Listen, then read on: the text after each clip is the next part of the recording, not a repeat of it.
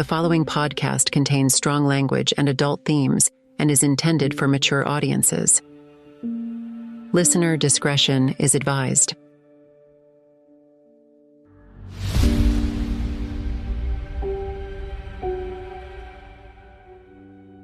Hanky Digital presents The Skin. Show me what lies beneath.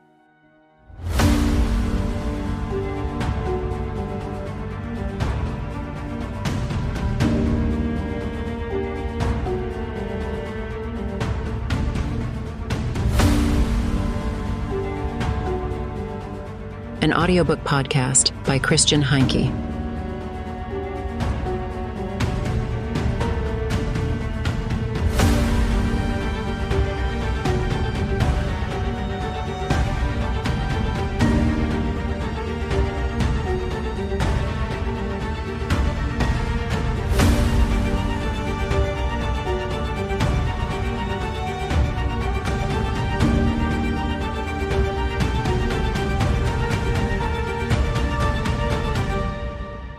Chapter 2.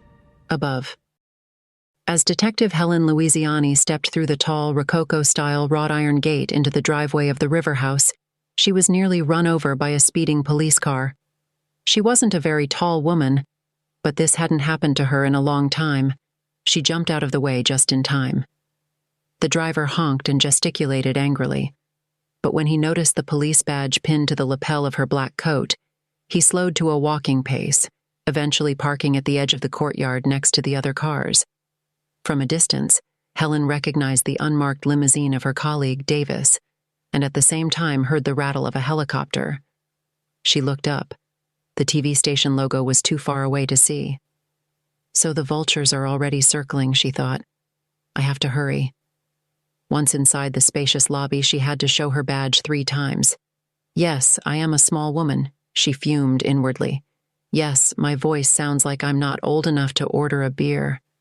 Yes, I made it to homicide. Thank you. Finally, she reached the elevators. What floor? She asked one of her uniformed colleagues. Her high-pitched voice echoed in the lobby, sounding even more unnatural. But the young man either didn't hear her or simply ignored her. Then Helen realized why. He was green in the face. He was holding a crumpled handkerchief. She wasn't expecting a pretty sight. 14th, he said, a little shy when he caught her gaze. But her mind was elsewhere. 14th. Of course, she thought, and stopped in front of the open elevator door. For someone like her, who couldn't stand elevators, this was clearly the wrong city. Are you all right? The policeman asked when he noticed her hesitation. Helen grinned awkwardly and licked her lips nervously. Everything's fine, she replied. Then she turned and walked to the door marked staircase. Despite her sore calves and labored breathing, she felt fine when she reached the penthouse. She was agile and tough. She had even run the city marathon twice in a respectable time. Wow, she exclaimed. She certainly wouldn't be claustrophobic here. Helen couldn't remember ever seeing an apartment this big in Manhattan. As she walked through the rooms, she passed one wonder after another. A dressing room the size of her own apartment in Jersey, filled with women's shoes. Hundreds of women's shoes. Lined up like cars in a parking garage. Well, if her partner Davis's brief phone call was correct, the owner probably wasn't going anywhere. Clothes and accessories took up 5 other rooms in the city palace. This is more like a warehouse than a penthouse, Helen thought. But when she reached the pool, she had to change her mind. Reflections of water danced on the ceiling. Guests had the luxury of a hot tub and the convenience of a steam sauna. The whole 9 yards. Not bad, she whistled through her teeth. Davis, who had been standing by the blood-stained glass door leading to the terrace talking to a guard, only now noticed Helen. He rushed over to her. Glad you could get here so quickly, he said mockingly. He was already wearing rubber gloves. She clenched hers. I was in a hurry. He nodded sympathetically. You should get over it. She knew what he meant. Her claustrophobia. I'm here, aren't I? She replied irritably. She wasn't in the mood to argue with him right now. She had claustrophobia and vertigo. So what? So is she asked. Davis realized she was changing the subject and nodded. Mia Wong and her lover, Victor Adams. Shit! Helen swore loudly. That explained all the fuss. She could tell by the narrow look on Davis's face that he had guessed what she was thinking. He looked even more tense and tired than usual. Did somebody tell Phil? She asked. That was what they called her boss, Chief Phillips. Yes, I've already spoken to him. As soon as we're done here, I'll give him the details for the press conference. I was thinking 11 o'clock. Sounds good. The city's press policy had changed, especially with such a high-profile victim, and especially about this case. If they hadn't given the pertinent information to the media themselves, the intrusion on the journalists would have been unbearable. They willingly fed the boa before it put them in a headlock. It only worked when the investigators delivered results fast enough. But in this case, it wouldn't be a problem. Is this your apartment? She asked. No, it belongs to Victor Adams. He's some bigwig at a media company, Davis explained. Was, Helen corrected him. And do we have a knife again? Yes, a kitchen knife. Staff? Had the day off. Apparently they wanted to make themselves at home. And where is it? In the bedroom, on the bed. And you're sure he's our guy? No doubt. The method and the arrangement of the body are the same. But why? She asked. We may never know. Let's be glad it's over. Glad isn't quite the right expression, don't you think? Davis shrugged. You want to see him? He's in there. Helen thought, then shook her head. No, I want to see her first. Mia Wong's torso leaned against the railing, her thin, endless legs stretched out. Helen's gaze shifted to the disfigured body, and she had to swallow.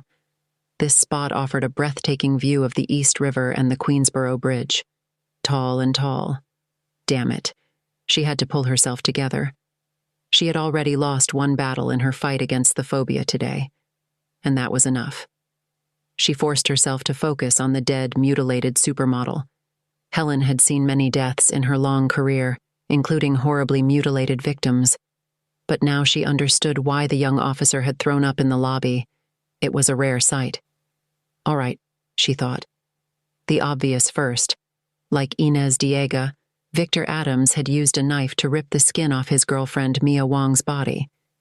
It lay torn around the body like wet wrapping paper. Signs of a violent struggle indicated that Mia had been conscious during the procedure. At some point, she had lost the strength to resist, and the killer had been able to finish his gruesome work in peace. Only then had he slit her stomach. Helen stumbled. The wound on her stomach is different from the one he made on Inez Diega. Davis bent over the body. You are right. I didn't notice that before. It's all covered in blood. Helen took a step toward the body and felt dizzy. Damn it! She hissed and grabbed Davis's wrist.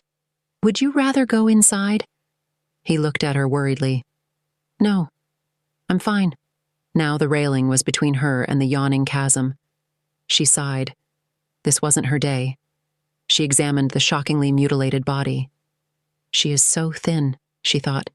Even in photographs and on television, the models looked thin, but like this in reality, the woman's body looked emaciated and as light as paper, just skin and bones, and her clean-cut boyfriend, Victor, made sure that when she died, only the bones would be left. Well, at least the bastard can't do any more damage, Davis remarked soberly. That's true, Helen muttered, still looking at Mia Wong's body. But he still has those arms. She felt Davis's hand on her shoulder. Don't blame yourself, Helen. We've only been working on Inez Diega's murder for a week. We hadn't even considered Victor Adams a suspect. And yet he did it. 100%. He grinned. She had known Davis for 4 years and knew exactly how to interpret that. We caught him in the act? She asked incredulously, raising her eyebrows. He nodded. Davis led her into the bedroom. He took a remote control from the nightstand and showed it to Helen like a magician showing a prop before a magic trick. Well? Helen asked impatiently. Watch this. He pressed a button. A gasp escaped her lips as the picture frames on the walls suddenly came to life, leaving her in awe of their clever disguise as flat screens. They all showed the same thing, a video that obviously captured different camera positions in this room. The video showed Victor Adams lying in bed. Mia Wong emerged from the adjoining bathroom. She was wearing an almost transparent negligee. She lay down on the bed with Victor and kissed him. He hugged her. His hands slipped under the thin material. Helen turned and looked around the room.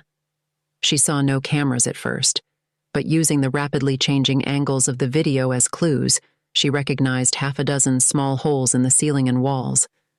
Davis grinned. Cool, huh? They used to use mirrors. This is all the rage now. 6 cameras, 6 angles, switching one at a time. Picture changes every 5 seconds. You won't even find a clip like that on cable TV. Who needs it? Helen shook her head. I find it odd, to say the least. But it's very useful to us. Davis pointed to one of the umbrellas. Here it comes. Helen looked again. Victor Adams kissed Mia Wong, whispered something in her ear, then got up and left the bedroom. Mia Wong collapsed on the bed. Helen swallowed. They were now watching the last minutes of this woman's life. Like many crime victims, Mia had no idea what was about to happen to her. Run away, Helen screamed in her mind. But the opportunity had already passed.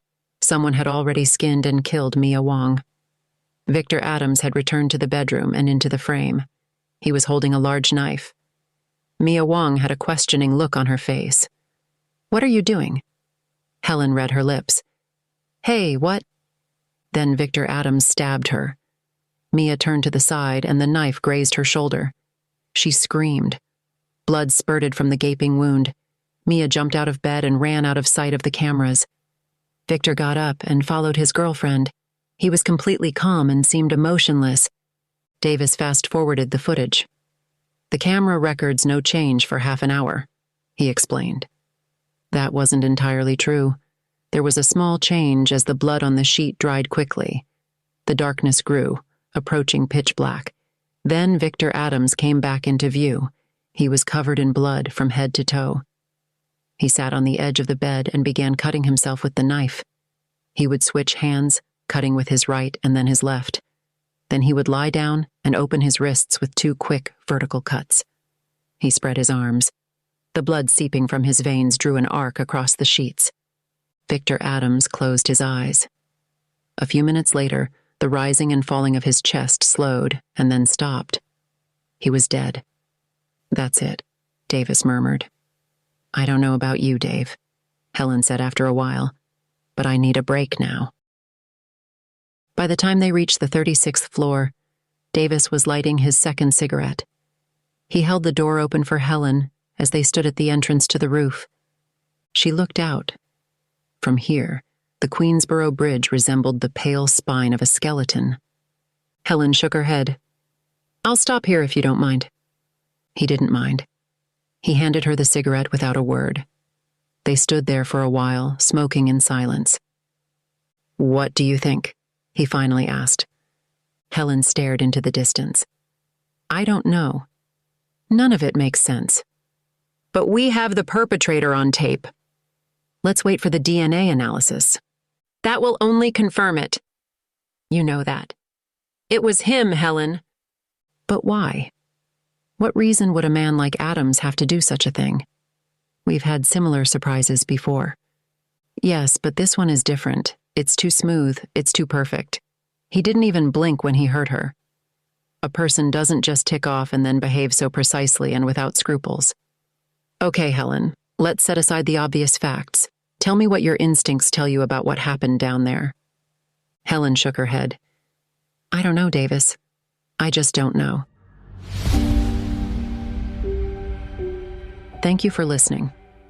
To learn more about Heinke Digital Audiobook Podcasts and its author Christian Heinke, please visit heinke.digital.